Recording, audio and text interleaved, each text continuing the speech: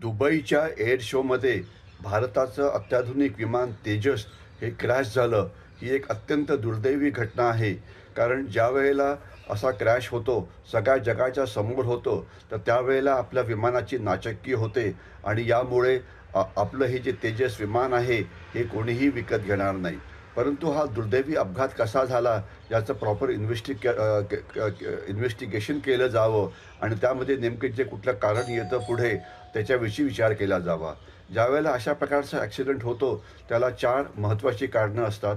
एक म्हणजे एक म्हणजे पायलटची चूक. पायलटनी काहीतरी इंजिन बंद केलं किंवा अशा प्रकारची मोठी घोडचूक, तर ते एक कारण असू शकतं. दुसरं म्हणजे विमानाचं महत्त्वाची जी सिस्टीम असते, ती एकदम बंद झाली, म्हणजे फ्युअल बंद पडलं किंवा विमानाचं इंजिन बंद पडलं, ज्याला मेकॅनिकल फेल्युअर असं म्हटलं जातं. तर ती चूक होऊ शकते, ते चेक करावं लागेल. तिसरं, एकदम हवामानामध्ये बदल झाला, एकदम मोठं वादळ आलं, एकदम इलेक्ट्रिसिटीचं वीज पडली वगैरे. पण तसं काही वाटत नाही, कारण एअर शो जो होत होता, ती जागा पूर्णपणे क्लिअर होती. तर तो तिसरं कारण असू शकतं. चौथं कारण असं असू शकतं, की हवामानामध्ये पक्षी वगैरे काहीतरी मध्ये आला, त्याच्यामुळे ॲक्सिडेंट झाला, जो आपल्या म्हणजे याच्या बाहेरचा होता. आणि नंबर 5वं जे कारण असतं, ते म्हणजे असतं घातपात. म्हणजे आपल्या कुठेतरी शत्रूंनी काहीतरी घातपात केला, म्हणजे सायबर अटॅक केला, त्यामुळे सिस्टीम जी सिस्टीम असते एव्हिएशनची, एव्हियनक्सची, ती बंद पडली किंवा अनेक कारणामुळे असे ॲक्सिडेंट बाहेरनं करता येऊ शकतात.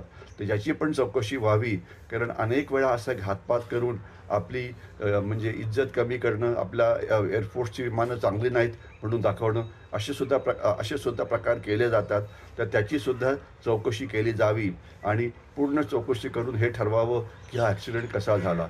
ज्या विमानामध्ये एक ब्लॅक बॉक्स नावाचा प्रकार असतो, त्याच्यामध्ये विमानाचं पूर्ण जे फ्लाईट रेकॉर्डिंग असतं ते केलेलं असतं.